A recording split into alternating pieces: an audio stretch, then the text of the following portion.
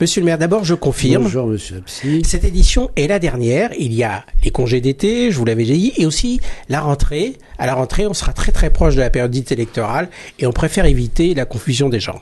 Alors, en bref, monsieur le maire, alors que la ville est dotée depuis de nombreuses années d'une charte ville handicap, nous avons au mois de décembre fêté les 10 ans de la charte ville handicap. Ben justement, il y a encore 10 ans après, il y a encore des bâtiments qui sont difficilement accessibles pour les handicapés. Oui, pourquoi? Tout à fait. Tout simplement je pense à Manet. L'école Manet, c'est pas pour les handicapés. Vous pourriez rajouter la salle des fêtes.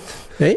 Tout simplement parce que c'est une diversité de travaux d'un coût très important à réaliser.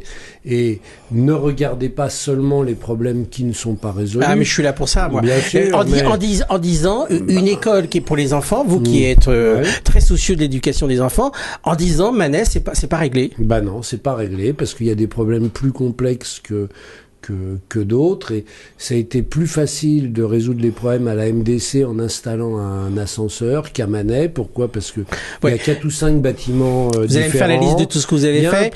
Il y a un problème architectural. Je vous assure que nous y travaillons, mais nous n'avons pas, à la date d'aujourd'hui, trouvé la bonne solution. Alors, je préfère reconnaître nos difficultés et puis en même temps l'exemple de la mairie. Dans plein de domaines, on y est arrivé. Prenons l'exemple de la mairie. Il y a des étages qui sont ouverts au public pour payer la cantine, pour ceci, pour cela. À ces étages-là, les toilettes, par exemple, l'accès aux toilettes, c'est pas accessible pour les handicapés. Non, ça fait aussi partie du plan de restructuration de la mairie, de rénovation de la mairie qu'il va falloir mettre au point. Non, je pense que ce qui est vraiment important, c'est 2 choses. D'abord, le fait que cette charte ville handicap, elle est élaborée et surtout suivie au quotidien avec des citoyens volontaires. Les citoyens en question, ils vous disent ce que je vous ai dit, il y a ça qui va pas? Oui, absolument. Oui. Et puis, ça permet de mesurer chaque année le plan d'action. Bon, donnez-nous un scoop. Qu'est-ce que vous allez faire bientôt? Bientôt, c'est l'ascenseur dans le conservatoire qui va être agrandi, rénové et qui va démarrer. Est-ce que quelqu'un vous a pas soufflé, par exemple, un guichet unique au rez-de-chaussée de la mairie? Si, mais ça, c'est pas seulement un problème de travail sur la charte ville handicap, mais une question d'organisation des services municipaux. Et ça me permet de souligner une chose qui est tout à fait essentielle, c'est que quand on travaille à améliorer l'accès de tous les équipements aux personnes qui ont des problèmes de handicap, en réalité, on simplifie la vie à tout le monde. Et ça, c'est tout à fait essentiel dans la démarche. Alors, il y a un sujet qu'on n'a pas abordé, c'est à propos des loisirs des jeunes. Et sur cette question, notre réalisateur Philippe Morer a retrouvé un enregistrement qui date de 1986, il y a 27 ans. L'enregistrement d'un jeune Villois qui évoque donc ce sujet. On l'écoute, tendez bien l'oreille. Les loisirs des enfants et des jeunes, c'est aussi les problèmes des adultes.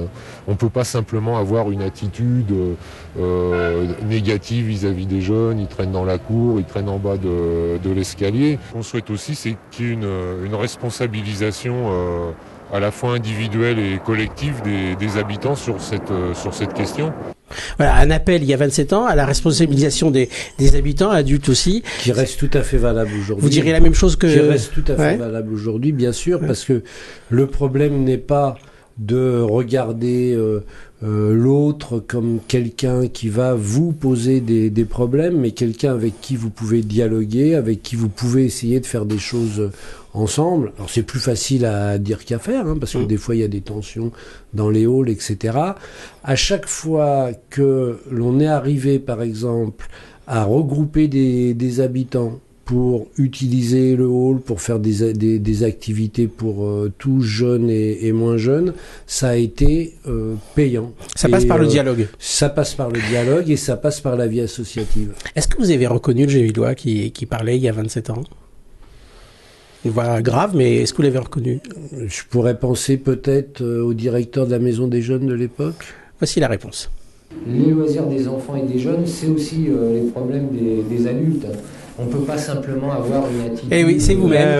Vous avez été fouillé dans les archives. C'est Philippe Morer. J'avais pas reconnu ma voix.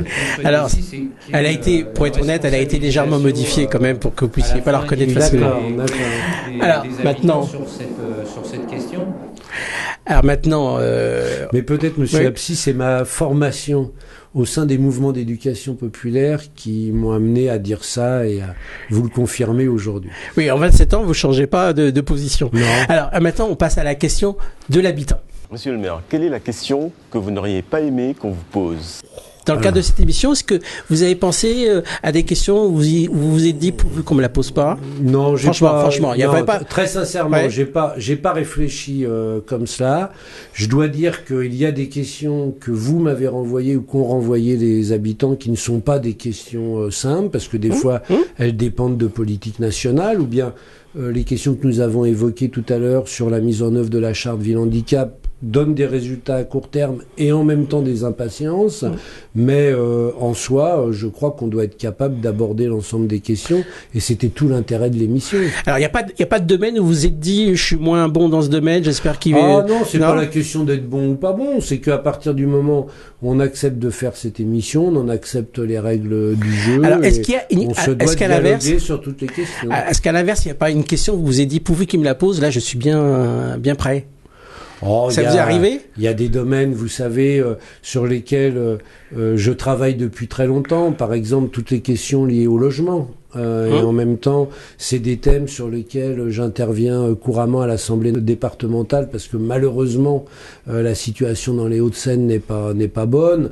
Dans le domaine éducatif, de l'éducation populaire, bon, c'est vrai que j'ai des thèmes qui me parlent plus. Mais le maire se doit de pouvoir aborder toute question. Pas forcément de répondre à tout, mais au moins de créer le cadre de travail pour que le dialogue se passe avec les jeunes Lillois de manière positive. Alors la question, on finit comme ça, c'est la question subsidiaire. Alors je vous fais pas l'affront, vous voyez l'image, je vous fais pas l'affront de vous demander qu'est-ce que c'est, vous l'avez... Bien sûr. Mais plus difficile, vous la voyez la grue, plus difficile, elle est située où ? Alors, serait-ce la 9e grue qui a été installée dans l'écoquartier, monsieur Absi 9e, parce qu'il y en a 9 dans le quartier. Juste dans le quartier. Depuis la semaine dernière. Mais vous les comptez Je les compte régulièrement. Et sur toute la ville, il y en a combien? Sur toute la ville, aujourd'hui... on va dire environ une vingtaine, mais j'en sais rien. Près de la moitié, juste pour l'écoquartier. Alors pourquoi je les compte? Tout simplement parce que dans la première tranche, il doit y avoir 12 grues, et dans les 12 grues, il y a les 2 qui manquent encore, qui concernent les équipements publics, la construction des écoles et du gymnase, qui doit être prêt pour septembre 2014. Alors, vous avez raison. Et je vous assure que je surveille ce chantier de très près. Alors, vous avez raison. C'est une grue de l'écoquartier. Il faisait beau ce jour-là. C'est le jour de la visite. Alors, plus difficile, c'est pas forcément la 9e. Je vais vous aider. Peut-être que ça vous aider. Plus difficile, elle est en latitude au 48e degré 55 minutes nord et en longitude 2 degrés 17 minutes est. Ça vous aide ou pas? Ah, tout à fait, tout à fait. Bon. Mais est-ce que vous êtes monté en haut de cette grue pour suivre les chantiers? Non, oui. Vous préférez regarder ça du 6e étage, tranquille, très bien.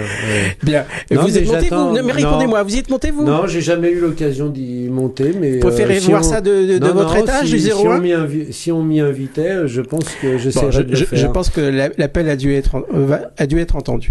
Alors, pour conclure, monsieur le maire, une dernière question, mais juste avant, vous regardez quelques images. En bref, monsieur le maire, vous avez perdu. Vous avez fait tout un cinéma, quoi. Absolument pas. Qu'est-ce que ça va changer concrètement? À l'époque, vous disiez c'est pas efficace. Alors c'est devenu efficace? C'est pas tout à fait l'objet. Ne nous leurrons pas. Vous avez des chiffres? Vous avez la preuve? C'est pas du tout à l'ordre du jour. Est-ce que tout le monde est gagnant? Et je dois de dire la vérité. Vous avez le sentiment de faire ce qu'il faut? Ne me faites pas dire ce que j'ai pas dit. Bien sûr, on s'est bien battu, absolument. Concrètement, on va voir ça quand? Ce n'est pas un échec. À Gennevilliers, vous faites pas la différence. Je pense qu'il y a un mais. Bah oui, quand même. Même quand ça marche pas, il manquerait plus que ça. Ça y est, c'est en route. J'ai pu le vérifier lundi dernier. Objectivement, alors, je reconnais que nous nous sommes trompés. Mais il faut quand même pas se raconter de blagues. Hein. Vous êtes bien un maire. C'est pas mal de pouvoir traiter aussi ces questions. Ça va vous manquer. Certainement, Monsieur Absi, mais c'est ainsi. La séquence était prévue sur ces 6 mois. Et je tiens à dire que c'est aussi enrichissant pour moi. Oui. Tout simplement, mon Vous avez mis ça à profit pour d'autres choses d'être humain, essayer d'être assez concis, précis, je dirais pas un peu moins langue de bois, parce que j'ai pas l'impression que je le suis dans mes rapports avec les jeunes Villois. La réputation que vous avez, c'est que quand vous parlez, je suis long et je parle lentement. Ouais. Et là, il fallait faire un effort. Bon, est-ce qu'à 60 ans, on peut modifier encore cela? J'en sais rien, mais en tous les cas, c'était très, très, très intéressant, et je vous remercie de m'avoir un peu poussé comme ça, même si à certains moments, bon, je me disais quand même au fond de ma tête, il exagère un petit peu. Comment ça? Ben absolument, monsieur Absi. Mais je pose les questions que les Gillois se posent. Absolument, mais des fois avec une tonalité, qui m'obligeait à m'énerver un petit peu. Bon, on va pas terminer sur ce point-là. Non. En tout cas, c'est fini. Très bien. Merci beaucoup et à bientôt dans la rue.